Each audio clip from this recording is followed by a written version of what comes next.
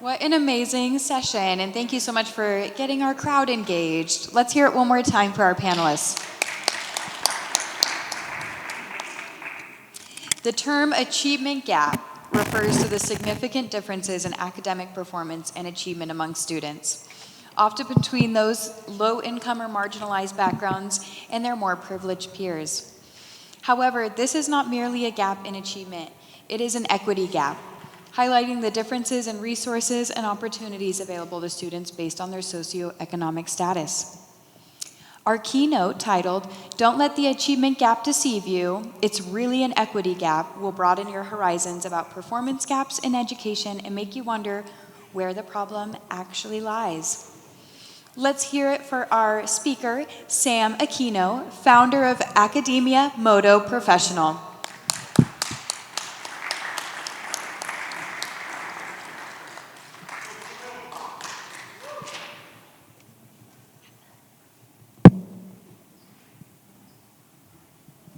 Good morning.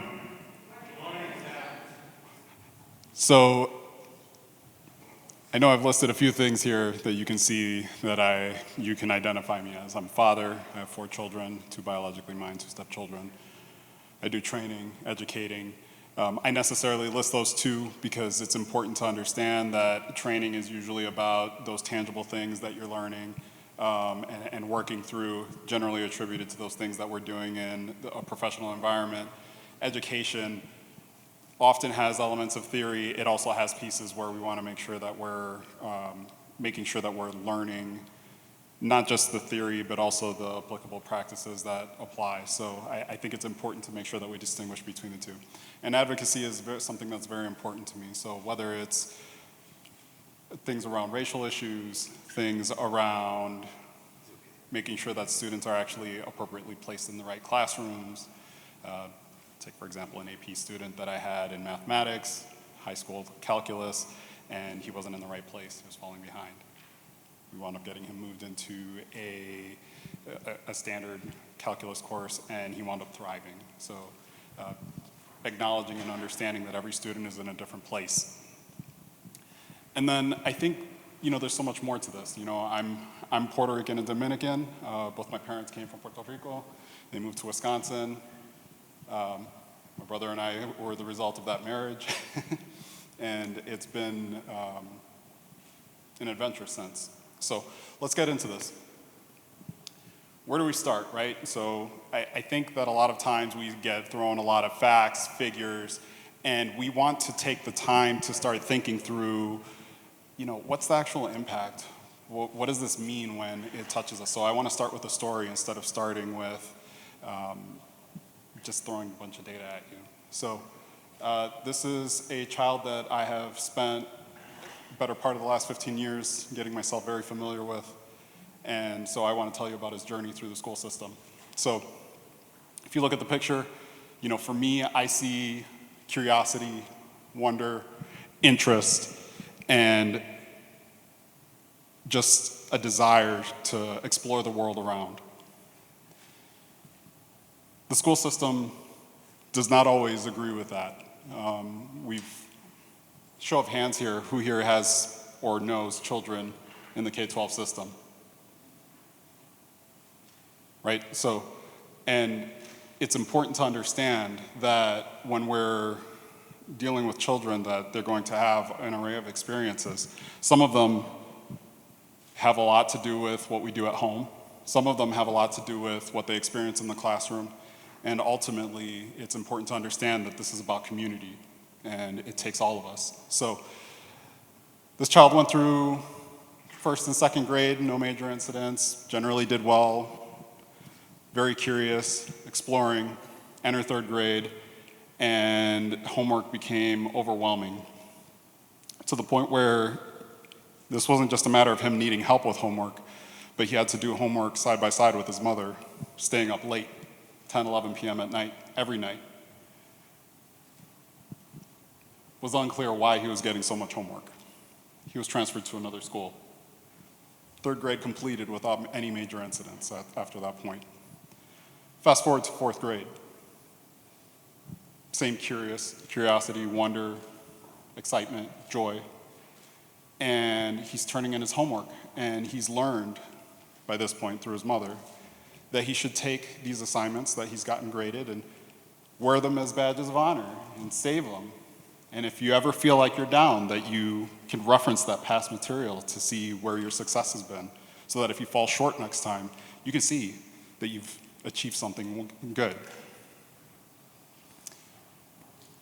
One of his instructors chose not to grade the homework. So what I mean by that is he would get the homework assignment back, would score pretty well, somewhere in the 90s, sometimes got hundreds. You know, he was a typical student. And he would take that homework home, and he had a shoebox, and he would stick it in that shoebox. End of the semester comes, and his teacher says, "Hey, I know you've been asking a lot of questions, and we feel like you've been very engaged, but you don't have any homework assignments completed." Of course, he's wondering what's going on, so he goes and says, "Well, what do we do about that? Because I know I've completed the assignments."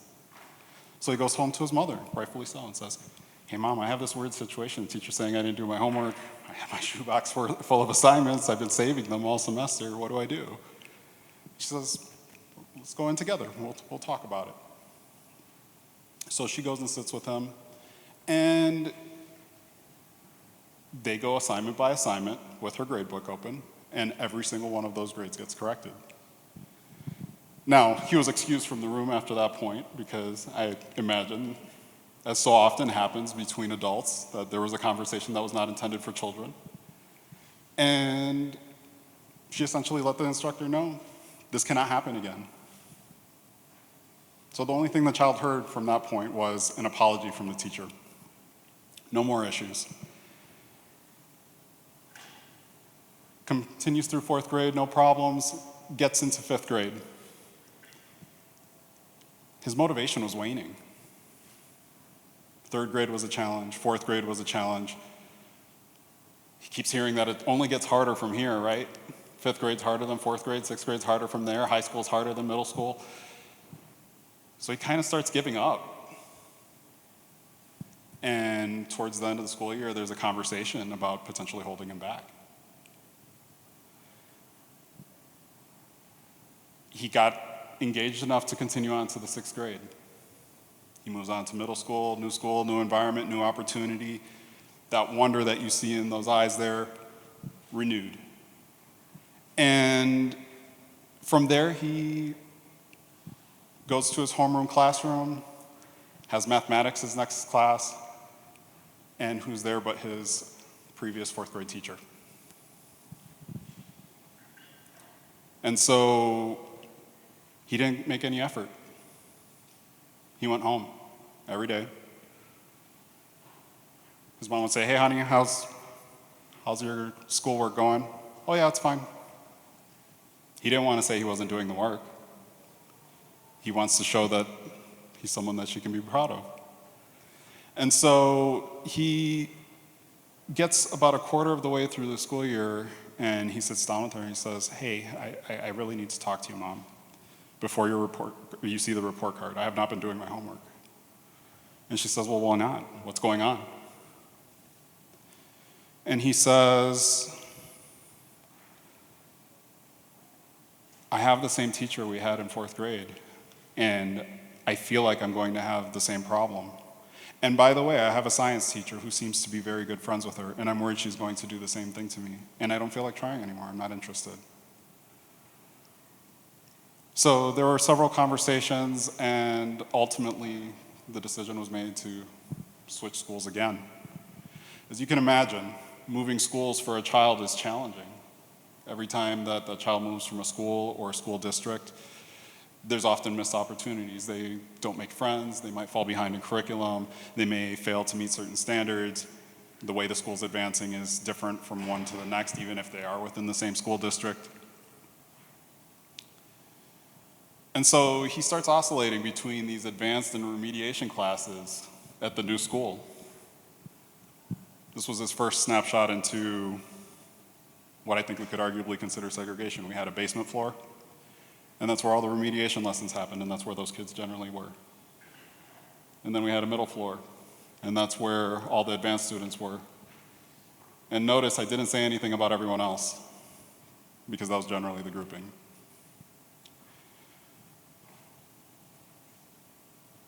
He worked through those years, and grades were up and down. So not with a lot of consequence. Middle school seems to be by design to just kind of usher kids along in the public school systems. So that's what happened with him. He just kind of got ushered along. And didn't matter if he was performing really well and was on honor roll, or if he was skating by with C's and D's and even the occasional F. I want to draw your attention back to those negative experiences he had, and fast forward to 8th grade. That 8th grade experience was like the previous years. He was occasionally engaged, wanted to do well, and he found encouragement through a social studies teacher. So he starts engaging, and he starts doing more work. He was motivated. He was told that he can't just do the bare minimum to get by. The end of the school year comes around, and there's a science project that's due.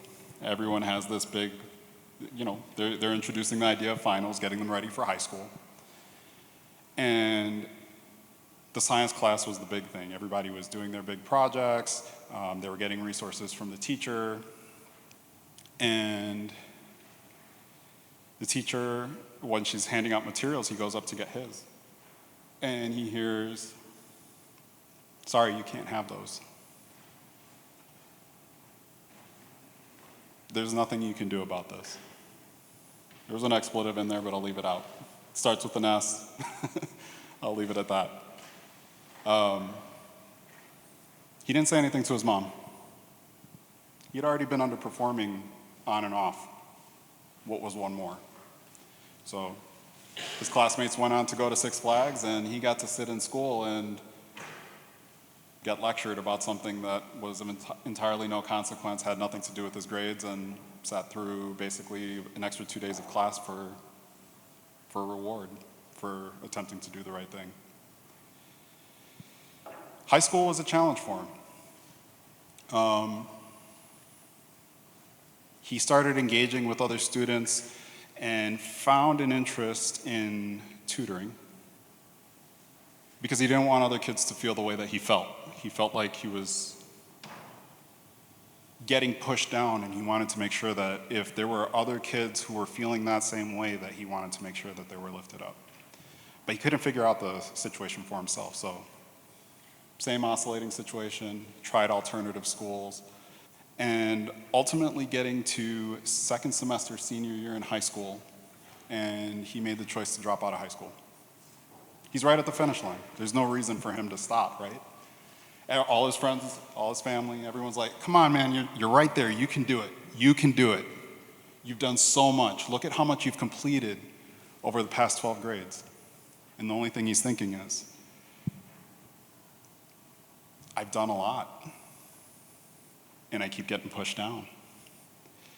And so he goes on and he gets his GED 2 weeks after dropping out of high school. Because this wasn't a matter of not being able to complete something. This was a matter of feeling like things weren't working out the way that they were supposed to. So he goes on and starts trying to work a job. He ends up working for the local Department of Revenue, ends up working, finds a closing Kmart. Kmart was in the process of going through their bankruptcy, and they were getting liquidated at the time. So he's working, a good 60 to 80 hours a week between the two jobs, trying to figure things out. Moves in with his girlfriend. They get pregnant. They have a baby. But he starts trying to figure things out. And one of those things that he found when he was doing his tutoring was that he enjoyed discovering new things and figuring out what works and figuring out what doesn't. A lot of us call that the scientific method, right? You try it, it doesn't work, you try something else. You try it, it doesn't work, you try something else. And he found that he could do that with school. So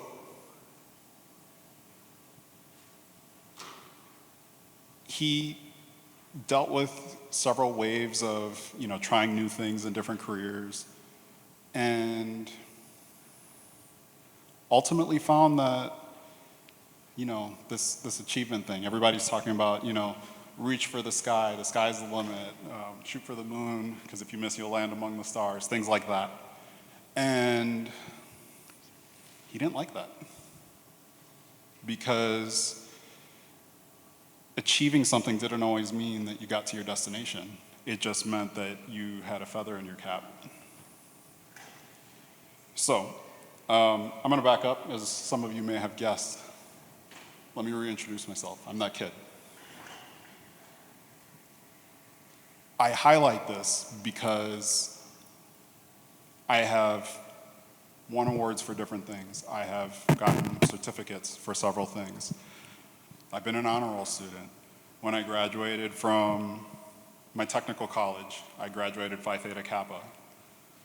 When I was at the University of Wisconsin in Madison, I was in the Letters and Science honors program.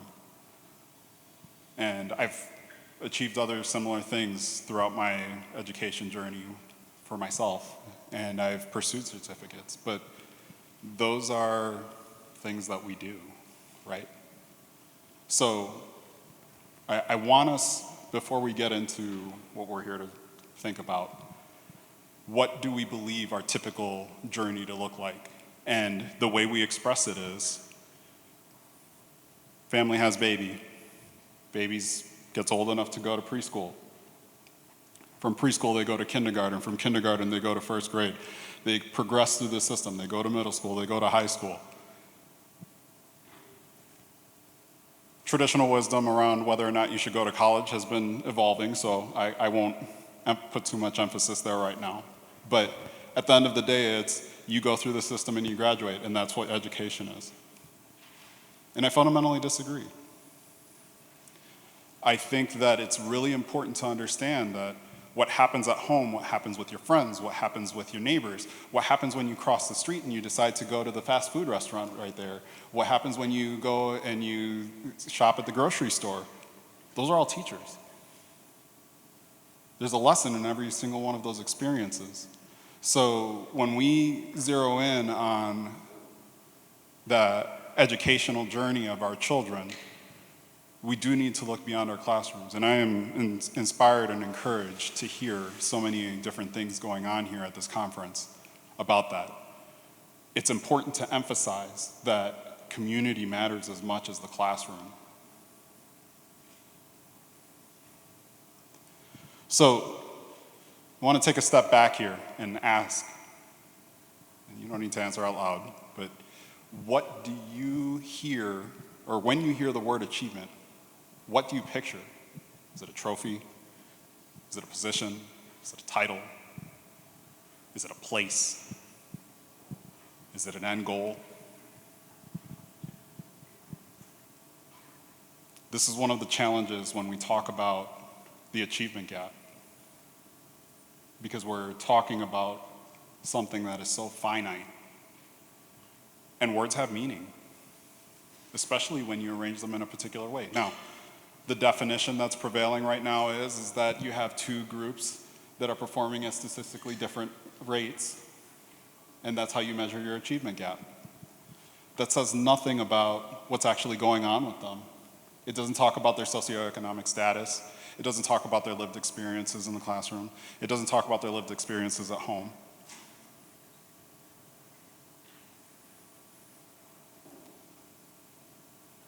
And then a lot of our conversations end up centralizing around equality. And equality is an important thing. I do not diminish this in saying that it is the starting point, not the end destination. We strive to have things as equal as we possibly can, but I want to be very clear that there are some things that cannot be equal. It's not possible. The medical care, for example, that we have differs from person to person, whether we're talking about gender, whether we're talking about race, we're predisposed to different things. We're able to have different situations arise because of our genetic composition.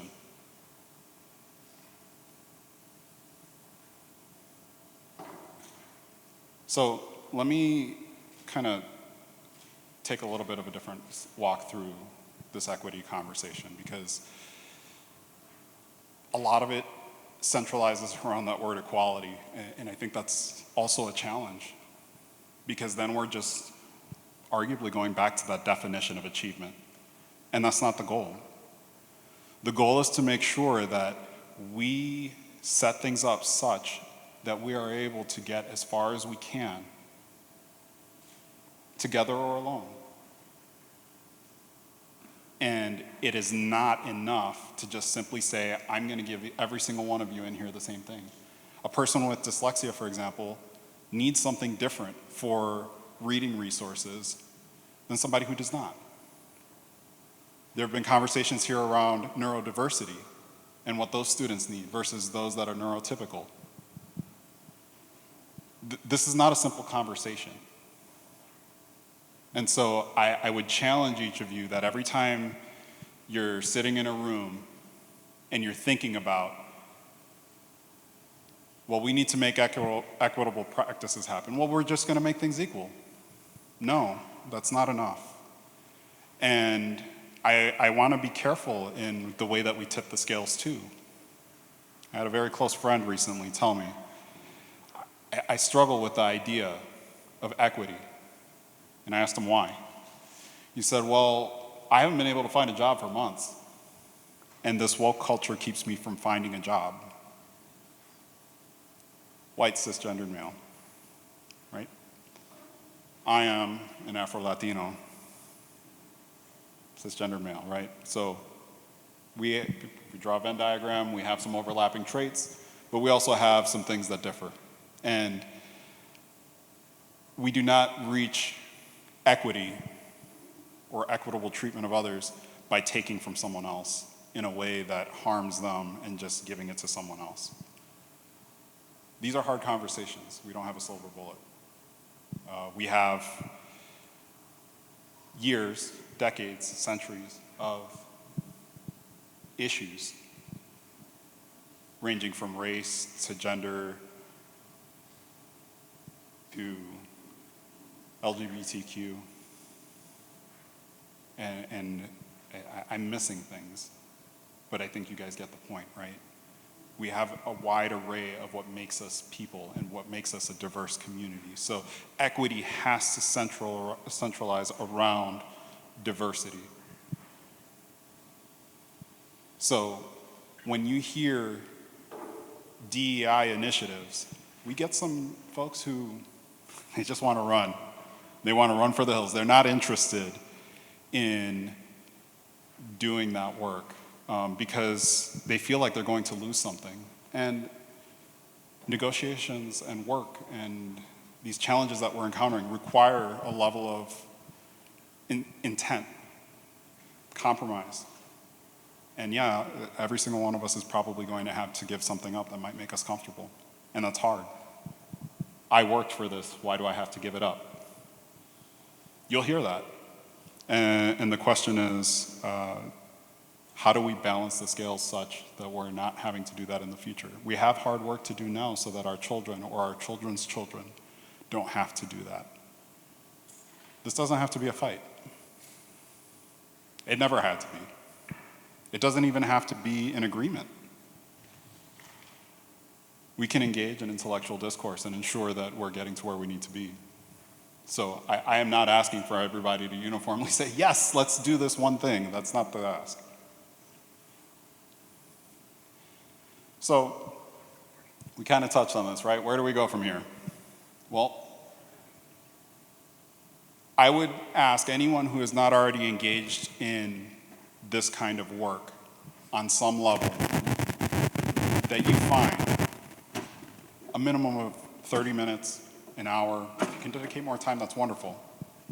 But intentionally commit some time to looking at and understanding the perspectives of others that differ from yourself. And time permitting, you engage in communities where these conversations are being had, because that's where the work happens. It starts with those hard conversations, and then it works through action.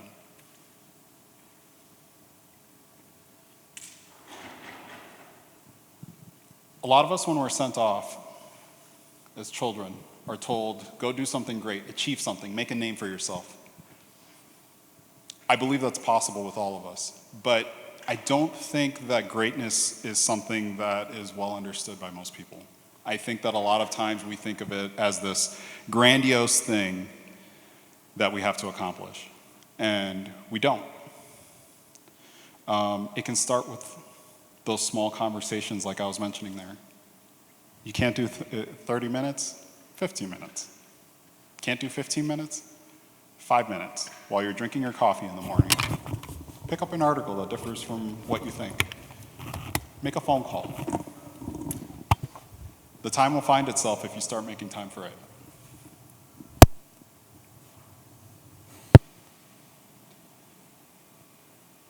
I want to say that I appreciate everything that we're doing here. And I want you all to know that we're all doing amazing work here.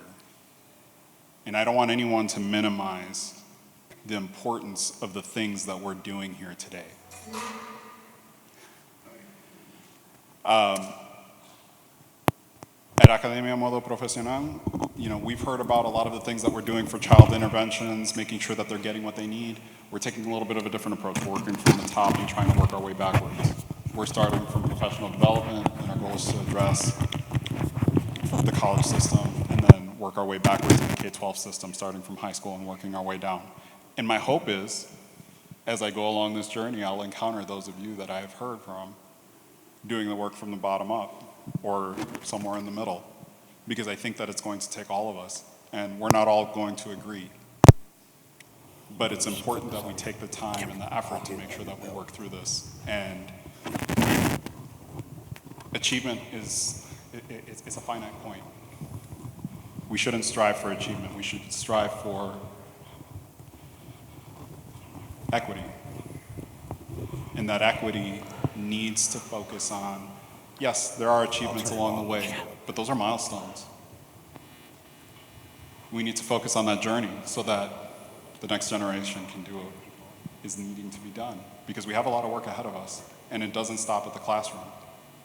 We've talked about other things, AI, technology, STEM, and where that's going. So this conversation goes well beyond the education platform.